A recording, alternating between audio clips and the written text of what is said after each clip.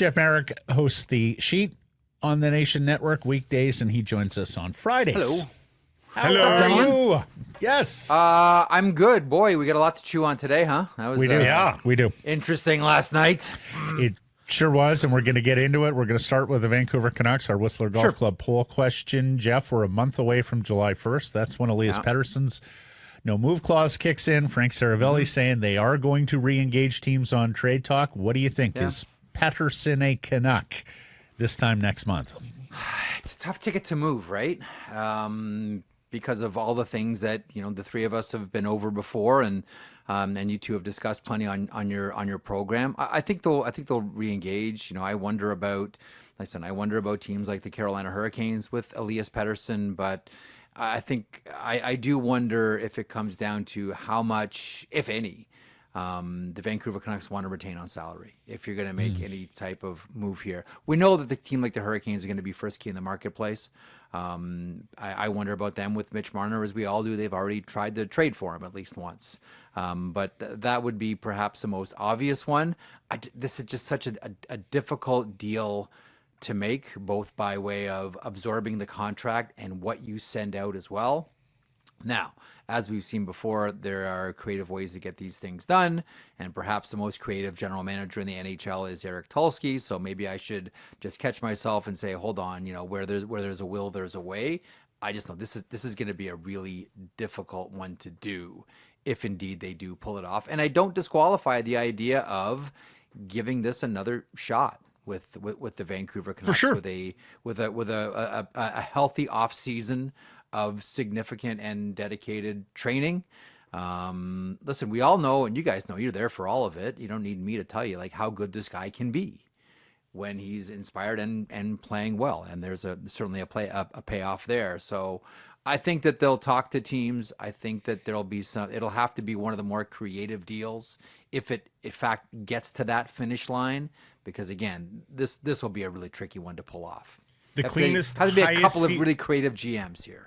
The cleanest path for the Canucks, the highest ceiling for the Canucks, is to keep him. We've said that. To bounce back, and that's where they get the best center in the deal. That's where, that's where they have the cleanest financials in the deal is by doing all that. But Tulsky's an interesting thing, and for the Canucks, they ship him far away. They don't have to deal with him. He doesn't haunt them. To the perfect market. It's the perfect market for him. He doesn't get inundated by media. And Tulsky is an analytics guy, so we know that Pettersson skews in that direction very positively as well. But how much do you think they are?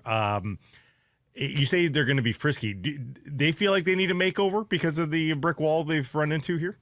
I think they need more. In their mind, they need more offense. That's why I think that they will be one of the front runners and can maybe offer the most money to Mitch Marner.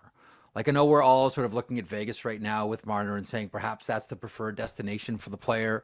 And we know that the not good enough saying around Vegas has popped its head out again. And so they'd be certainly interested, and I think Marner is definitely interested in a market like Vegas. I just think that Carolina, and when you think about it, a player like Mitch Marner kind of fits the mold of what Rod Brind'Amour wants. But I do think that Carolina will be one of the more interesting teams to follow, and not just for forwards too, but I mean, what's the decision on Orlov? Does Brent Burns come back? There may be some work to do there as well. I'll never forget what Tulsky said on a podcast last summer, the Expected by Whom podcast, when he said, it'd be easy to re-sign guys, but then you have to ask yourself, are we actually trying to make our team better or just filling holes? He always keeps that in mind. If I sign this player, are we making us better, or am I just saying I'm checking a box and filling this slot? He looks at the whole thing like a big puzzle that he has to try to solve, and that's why he's probably one of the more interesting and dynamic general managers out there, and willing to take a chance too, as we saw with Rantanen. The who says no question for a guest is like a joker. You're only allowed to play one in the conversation. So now that we're on Carolina, I'd like to lay down my who says no question. Okay. Card. Jarvis and Kotkaniemi for Pettersson. Who says no? I think Carolina. Yeah. I really do. I think Carolina is Seth Jarvis, both on and off the ice. like one for hockey ops, he checks so many boxes, and just off the ice from a marketing point of view, like marketing and business looks at Seth Jarvis and says this guy's an absolute gold mine. It wouldn't surprise me though if we started to hear Jesperi Kotkaniemi's name out there.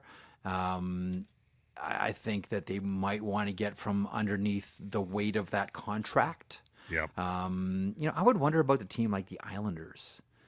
I would wonder about a team like the Islanders with Jesperi Kotkaniemi. And if we're talking creativity, maybe someone along the lines of, and it wouldn't be a 1-for-1, but someone like even a Pierre Engvall going back the other way, plays a straight line forward, straight ahead game like Rod Brindamore likes. I don't know. I'm just doing this off the top of my head. Yeah. But I chose those two because I think Seth Jarvis is the no-fly there. zone for Carolina. The math is there, certainly. I just think Seth Jarvis is a no-fly zone for the Hurricanes. Kotkaniemi, it's 5 more years at $4.8 million, and Seth Jarvis is at $7.4 through 32. So you put those two salaries together, and you're almost dollar for dollar. Yeah, with and almost year for year too. God, I would hope the Canucks say no to that, though. I don't like that. You don't like Seth Jarvis? No, I like Jarvis a lot. It's the Kotkaniemi part. It's the Kotkaniemi part. Yeah, and can Jarvis play center full time? Yes, would be my other. Yes, question. eventually. You think so? I think eventually Okay. that's All right. where he slides into. I think eventually, absolutely. Okay. Marco Rossi in Minnesota. More reporting on that file this week. How available do you expect him to be, and what do you think he is? Yeah, what do you think he's going to cost to get out of? He's Minnesota? he is available. The team that I wonder about with Marco Rossi are the Buffalo Sabres. And there are two names that jump out right away, and one is Bo Byram, and the other is JJ Peterka. Those would be the two that I'd be looking at. And if you look at Minnesota and where their wants and needs are, you'd probably defer to the forward maybe in that conversation. But that to me seems like a potential fits. Like Buffalo's, and we saw the news today with Jarmo Kekalainen coming in as a senior advisor to Kevin Adams. I think you'll start to see. Not that Kevin was hesitant to pull the trigger on trades, but I always remember what Brian Burke told me when he first took over the Hartford Whalers. He said, look, I was by myself. There was no assistant general manager with me. It was me and my phone. I was trying to make this Bobby Holik deal, and I'd pick up the phone to call Lou, and I'd hang up, and I'd walk around the room, and I'd talk to myself, and I'd pick up the phone again, and I'd start dialing, and I'd get nervous again. I'd hang up the phone. I'd go for a walk, and I'd come back, and it took him a long time to finally get over that hump to make what would have been his first major deal in the NHL. And I don't think Kevin Adams is like that, but he's still, this is his first shot at being a general manager in the NHL. And it's never a bad idea to have a veteran presence around you. I think that maybe encourages the Buffalo Sabres, or maybe provides some more opportunities to make deals now that Jarmo Kekalainen is there to help advise on trades and not worry too much about the pitfalls. Because remember in the famous palm trees press conference, Kevin Adams talked about, well, I could have made a deal for one player, but you guys would have roasted me because you would have thought we'd be giving up too much. When he said that, I said to myself, that is the sign of a young general manager who may not be quite as sure of himself as he wants everybody to believe. Peterka down the middle, is that a possibility in the future? Don't know about that one. Yeah. I don't. To me, you have JJ Peterka. You want goals. Then you want goals from the wing. Yeah. Yep. Could be wrong. But I think of JJ Peterka's get him the puck and fire it. What do you anticipate will be the fallout in Dallas after another conference final defeat? Well, normally we talk for about 20 minutes here, but we may need to bump the time a little bit, gentlemen. I think the first decision is, what happens with the coach. Not that I think it's all just about the Ottinger incident. Let's call it the Ottinger pull. And by the way, just as an aside, I don't know that I've ever seen, maybe you guys have, a timeout that coincides with a goalie pull. Normally it's one or the other. One or the other, yes. You're trying to calm the team down. But when Ottinger went back after the timeout and he got, hey, over here, son, whistled back to the bench, I thought to myself, okay, what are that we was doing clunky. here? Okay, that was clunky. I will offensive. I will concede that was clunky. Offensive, okay. It's a little strong, but I had zero problems with what Pete DeBoer did or said yesterday. You're in Game 7. You ain't got time to bleed. You're down 2-0. Hey, we see baseball managers take out ace pitchers all the time in the early innings in the postseason if they don't have it that night. Here's the other thing, and I think people are missing this a little bit because it's just not as well known. Steve Valiquette and the Clearsight Analytics people will tell you that Casey DeSmith was not only the best goaltender against the Rush this season, but has been for several seasons. You're down 2-0. You're going to have to open up. That means you're probably giving some Rush chances back to one of the great Rush teams in the NHL. Yep. Why not have the guy who specializes on the Rush? Now, he gets beat on the next and look, Jeff Skinner right away in front of the net. Exactly. So, hey, it doesn't work out for them. And then in terms of what he – go ahead, Jeff. I was going to say, the one thing that we let me make a quick point. The one thing that I think we wonder about is I thought he was going to go back to Ottinger in the second. That was going to be like, okay, let's get him out of here, clear your head, let's get out of this period, and then Ottinger was going to come back. Now, I understand that, which are the reasons that you point out with Clearsight Analytics, but at the end of it, you got to be really sure. It's like, not that it's identical, but with 98 and Nagano with Mark Crawford leaving Gretzky on the bench, from an analytics point of view, listen, from a Wayne Gretzky point of view, who's always said, like, look, I'm bad on breakaways. I've always been bad on penalty shots. The problem was they had Joe Sakic, their best penalty shot shooter, in the stands injured. But as people have told me, if you're going to go down as a head coach, go down with your best guys. I hear that. Go down with your best guys on the ice. And I understand that line of thinking. I think DeSmith is pretty good, better than your average backup. Yeah. And and then that brings me to what he said post-game, which I also had no problem with. But the evidence is before you. He's lost 6 or 7 games to this team. But hang on. He has been one of your impediments to victory against this team. So, how often are you just going to allow this to happen before you decide, okay, I've got to make a brave decision as a head coach and a leader? But wasn't there a part of you, because there was of me, that as Peter DeBoer was running down the Jake Ottinger versus Edmonton Oilers resume, was there not part of you that said, that's your own resume? That's your resume against the Edmonton Oilers. Yeah. But if I'm Jim Hill or if I'm Tom Gillardi, I'm like, hang on, you may want to say this is the goaltender's resume against the Oilers. Last time I checked, you're coaching this team. If you want to argue that Pete DeBoer is part and parcel of their failure against Edmonton, that is very fair. But Pete DeBoer is not playing the game. And a head coaching change in the middle of a game ain't happening and isn't going to matter. Spotter, you're in. Yeah, exactly. Jim Hill comes down. Pete, you're out. Lead assistant, you're in. As I've been saying, it's not the what, it's the how. And there's definitely a different way to say it. You can still say all the stats. Are we really that sensitive that when a head coach points out a goaltender has lost 6 or 7 games to a team, we go, oh, poor goaltender? No, it's a fact. Again, it's not the facts. Harsh facts. It's not the facts that are the problem. It's the tone of, I can't win with this guy. And that's the problem. Is that, again, he didn't say that. No, but it is right there in plain sight. And I because that's what the evidence not only suggests. Okay, but now you've put your general manager in a spot of trying to figure out if Jake Ottinger is going to be that goaltender going forward, or do I have to fire my coach now because my coach doesn't believe in it? Like, it is, he's created a hornet's nest. And so he put his ass on the line. But hang on a second. Let me circle back. Is that just the goaltender's one-loss record, or is it the team's one-loss record? It's the team's. It's the team's one. Like, at the end of it, like, it was like Dallas did, like, again, there were so many Dallas Stars players.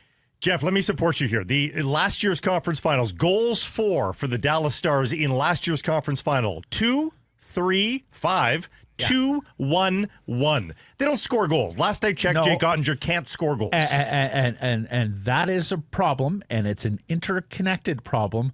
But guess what? Sometimes in the Stanley Cup playoffs, you have to win low-scoring games, which means your goaltender has to be damn near perfect. And Ottinger was far from that in the early going last night. He didn't have it. You went to a credentialed backup who specializes in an area where Edmonton is strong. I got zero problem with it. To me, the bigger problem than Jake Ottinger was there were only 2 forwards that showed up in this series. One was Rantanen, the other was Granlund. Everybody else in this series went for a skate. Forgot Duchesne. Everybody else was. Listen, Sure. Listen, and hang on. You're at home, all right? This is an elimination game, and it's not until the goalie pulled down 3 Cobb that all of a sudden you decide to start skating. Well, You're at home. Your crowd is there. Your crowd, first of all, that Dallas crowd was fantastic. They did not turn on their team. They're down. They're down 3-0 quicker than you can say Jack the Bear, and they're standing and cheering, trying to get this team. There's no jerseys hitting the ice. There's no booing. They are standing. That crowd was amazing. But it took until the pull until you started skating. I thought the first 10 minutes was going to be all Dallas. They were going to come out like Brizgalov talked about Team Canada in 2010, gorillas out of a cage. That's what I thought it was going to be for Dallas. Everybody was out there just going for a skate. Yep. And if you want to castigate the forwards here and say they were a huge reason why Dallas lost again this year, that is absolutely fair. He said he was looking for a spark, pulled the goalie. Okay, became 3-0 immediately thereafter. But then it's 3-2, guys. Then you're in a 1-goal game. So, let's not forget the process here and forget the way the game 4-2 goal is a ridiculous goal, though. You can't fault anybody on the 4-2 goal. No. The McDavid breakaway? Yeah. No. Or is that the 4-2 or is that off the skate? Is that Evander Kane? Is that 5-3? I have to go back. Yeah, I have to go back. That was the one on the Draisaitl pass from behind. Yeah, but by the way, that McDavid breakaway was a thing of beauty. If you watch where he put the puck, so he's got back pressure from Rupehands, who even though his foot is injured, is a really strong skater. He does not let that puck go to either side. There's no way that's getting stripped. That breakaway was all right, coaches, ridiculous. Show your kids that's how you do a breakaway. By the way, by tight back pressure. The montage that Hockey Night showed immediately after the own goal of all the own goals that Dallas has surrendered in these playoffs, oh my God. The defensemen of Dallas have been just as much to blame as anybody else. So the other thing that happened is more post-series win storylines. They touched the frickin' trophy. And they actually used the gray matter in their skull and realized, hey, well, not to the point where I would like it up. It just doesn't matter. Yeah. But they at least said, hey, we didn't touch it last year. We didn't win the Stanley Cup. So we'll touch it this year and see if we win the Stanley Cup. I was glad to see that bit of logic as well. Speaking of logic, I find it endlessly fascinating that there are teams that will refuse to grab the conference trophy, but have no problems putting on the hats. Yeah. The hats go on fast. So good. Conference champs. Champs. We all got the hats. Oh, I can't touch the trophy. Are you I might melt. I can't. This could be Raiders of the Lost Ark. I could be melting. Touch the trophy. Oh, give me that hat. Hang on. Can I get one for my kids too? The hats are no problem. That gets a free pass. But touch the trophy? No way. What T-shirt and 2X if you've got one. Amazing, Jeff. So right. Look at soccer. So right. Look at soccer. All these parallel trophies in European soccer, little mini rivalries have got trophy. Those soccer teams that win those parallel trophies, they are hoisting those trophies, and there might have been 3 games. They're hoisting it like it's the World Cup. Yeah. They celebrate every trophy won, and those are gorgeous trophies. The conference finals trophies are actually better than most sports' league final trophies. I'd rather hoist that Western Conference trophy than the Lombardi trophy, for God's sakes. They're beautiful. And celebrate it. Why not? Mm-hmm. Yeah, no, we need more joy in series wins, Jeff. I've been mentioning this to our friend John Shannon. Okay, you don't need to put on the ski goggles and pop champagne after a best you don't need that. Best of 3 victory like baseball. You just need to go that far. But these are incredibly joyous moments for fan bases who have no guarantees of the next series producing the same celebration. Your fans are going crazy. Teams should participate as much as possible and not stick to, and you say logic. It's pure superstition, Blake. I'm not sure there's any logic involved. Superstition should not govern the day and throw a wet blanket on a moment of joy for tens of thousands, if not millions of people, depending on the size of your fan base. They're going to put up a banner. They're going to put up a banner. You're wearing the frickin' baseball hat. Touch the damn thing. Yeah. Celebrate it. That is an accomplishment. From the conference you come from, you distinguish yourselves as the top team. And you're in the Cup final. Value. You go to the Cup final. You go to the Stanley Cup final. This is like a time for joy. Like, are we so... Well, what has happened to us? We're just like so bereft of joy. We just can't bring ourselves to celebrate anything that's not the Stanley Cup. Exactly. Really? Like hockey, you need more joy. You need more fun. You're an entertainment enterprise. At least project that to your fans in moments of accomplishment. And yes, winning the conference and getting to the Stanley Cup final is accomplishment.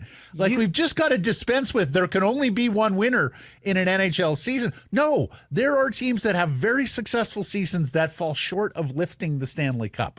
It's in a 32-team league. You're allowed to show your upper teeth, guys. It's okay. Like, it's not going to make you less cool if you show your upper teeth after winning a conference. They celebrated the Four Nations face-off like they'd won the Olympic gold medal. We just invented that weeks ago. We just invented the Four Nations face-off, and they celebrated that. That trophy, the conference trophies have been around for 100 years. I know. Okay, Blake and I had a aha moment thanks to head coach Paul Maurice yesterday and his very thorough explanation about why he doesn't get into handshake lines and what happened at the end of the Eastern Conference final with Rod Brind'Amour. Right. And we both found ourselves agreeing with Paul that it should be reserved for the players. I saw this tweet, and Mike's going to bring it up here, from Justin Cuthbert, Chris's son from Fan 590. In Toronto, with regards to, yes, lots of respect for Paul Maurice as an all-time coaching run he's on, but the after I outcoach you, I'll teach you how to properly respect the game charade is tired. That did get me thinking. I saw somebody else cynically, Adam Lascaris also had the... Yeah, and I saw some people go, wait a second, you don't like the aesthetic of it? Well, I thought Maurice went deeper than just the aesthetic of it. I agree. And talked about guys in the back. But it got me thinking, and I don't know when coaches started getting into the handshake line. I thought that was an interesting point from Maurice as well, and it got me thinking, and I started fixating on two legendary coaches, Pat Quinn and Scotty Bowman. Mm-hmm. You're a kid growing up in BC watching the Canucks when Pat Quinn is on the bench. You make it to the NHL. At some point in your career, you find yourself in a handshake line with the big Irishman, win or lose. And he shakes your hand and he whispers a few words of encouragement to you. Wow, it's a pretty big moment. You grew up in Quebec watching the Habs in the 70s. Some point, Pittsburgh, Detroit, you find yourself in a handshake line with Scotty Bowman. And Scotty Bowman pulls you aside and says, hey, kid, I thought you played great. Keep it up. Those could be pretty special moments for players. Now, I know most coaches aren't Pat Quinn and Scotty Bowman. That's it. But I do sort of wonder whether, the head coaches and the two assistants, just the bench guys. Like, I think Maurice is right. Carolina players don't want to shake 50 hands of people they don't know. But the head coach and the two assistants, can we not make room for them in the handshake line? Does that add anything to it in terms of experiences and moments for the players? I think in the case of Bowman wanting to say something to one particular guy, go say it to him. He doesn't have to be in the lineup. Yeah, I suppose. Jeff, where are you on this? I'm just a simple country lawyer. I'm not like you big city folks, so I don't know. But what did you think of Paul's explanation and Rod obliging? So I like all of us, I have a lot of time for Paul Maurice. Back in 2005, when St. John's Maple Leafs moved to Toronto to become the Marlies, John Bartlett and I were the original play-by-play color team for Marlies for radio, and that's when Paul was coaching. So I got to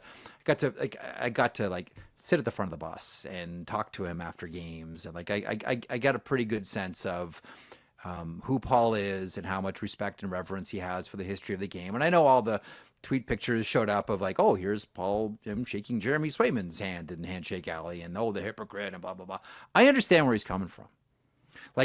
Paul Maurice is a code guy, right? Like, you've heard, all men need to live by a code. And that's it's probably something new. Maybe it's something he's thought of for a long time, but now he has enough heft in the game. After winning a Stanley Cup, he can say, you know what? I don't want to do this anymore. I never really enjoyed it. I didn't think it was proper for me. But what I keep coming back to is guys, I really don't like telling people what to do. If you want to do handshakes, do handshakes. If you don't. You're Billy Smith. You just want to skate off the ice? That's fine. You're Andy Moog after Brad May just scored on you and you just want to skate off the ice and not do handshakes? That's fine. You're Stan Mikita, who hated doing handshakes, who wouldn't do it, and said things like, I had more respect for someone like Gordie Howe, who instead of doing Gordie Howe, because he came into the Chicago Blackhawks dressing room after we won the cup and toasted us with a glass of champagne. That meant more to me than some phony handshake. Like, if you don't want to do handshakes, don't do them. I will never cast aspersions on anyone who doesn't want to do a handshake, Allie. Or if you want to make this part of your code and say, like, I don't think it's right for me as a coach to be part of the celebration, then don't do it. I just don't like the idea of saying, you don't deserve to be there. You don't deserve to be there. This should just be for the players. Get out of Handshake Alley. That's my only thing, is I just don't like telling people what to do. Yep, if you're on the bench, on the ice, whatever, I just don't like you should. What he didn't. He suggested it to both Berube and Brindamore, and he didn't suggest it. He said, "I'm not going to." Just so you know. Well, he also asked Rod not to get in the line. Yeah. Is that what the words he used? Yeah. And he had talked to Berube with the Toronto Maple Leafs about doing it. And listen, all three of these guys, Paul was a player too. Now, right? Paul the difference is he was able to talk to Berube about it before Game 7 because there was going to be a handshake line. It was on the ice there because it's a Game 5, so it's a little more awkward. It's the heat of the battle, and I think that's why Brindamore reacted why he did. Okay, I think it would be awkward if he went to him, before the game and said, when we do handshakes. No, excuse me. Could you imagine the look he would have got from Rod the Bod if he had gone to him before the game? So if we wrap it up tonight, Rod. So here's how we're going to do handshakes tonight, Rod. Here's my idea. I'm just going to spitball this one here with you. You want cynicism. It's been only Toronto media that I've seen have a problem with the Atlantic Division nominee for the Stanley Cup Final. Maybe the Toronto fans are a little upset. They're not the nominee anymore. No. They're the they're the elect. The holder. Yes. No, they're the Eastern Conference Final in this elect. case. The incumbents, yes. Okay. The Jeff Marek Easter egg, and I felt bad last week, Jeff, that I dropped pop culture on you. That's fine. I thought I had a winner. I thought I had a winner with Hill Street Blues. Yeah. So rather than pigeonhole you in this week, do anything. I'm going to give you the option. And of course, you don't phone a friend here. You have Blake Price riding shotgun here to help you along. Blake's my lifeline. So you can choose the two topics today for your Easter egg: Stanley Cup playoffs. Yeah. Or English language. He is an English lit grad, I will let you know. Let's see what happens if we go English language. All right.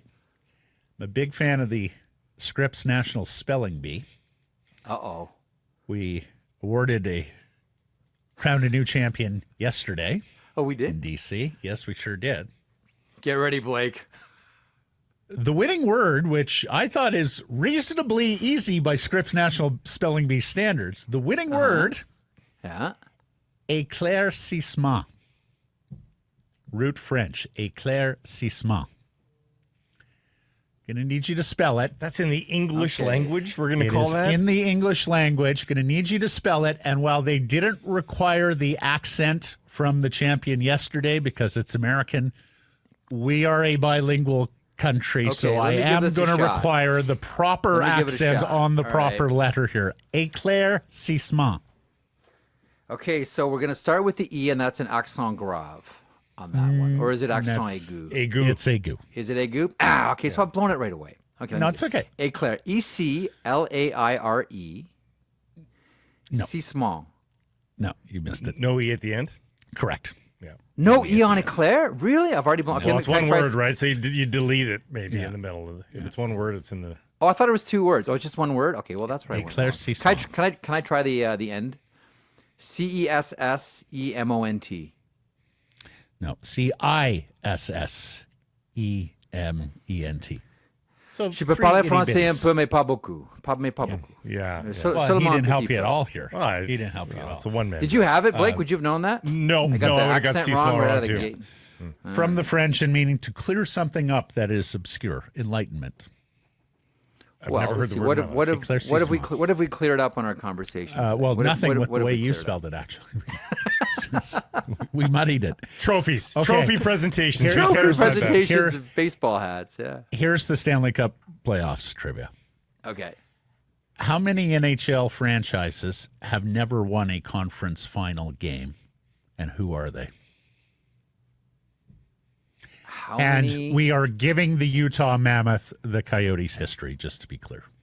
Oh, okay. How many NHL franchises have never won a conference final game, and who are they? Winnipeg Jets. Okay, no, just a game. Just a game. Just a single game? Not the series. My God. Okay, with a game in the conference final. Columbus Blue Jackets. That's correct. Conference final game. So the Blue Jackets for sure. Sharks have done it. Wow, it's pretty lean. Yeah, it's pretty lean. You're missing an obvious one. Well, it's Kraken. Correct. Of course, yeah. Seattle Kraken. Sens didn't get swept with Erik Karlsson, did they? Sens have played in the Cup final. Yeah, played in the Cup final, yeah. Yeah, they got 207 for the Sens. Is 2 your final answer? It must be. Hold on a second. New York, Philly, Pittsburgh,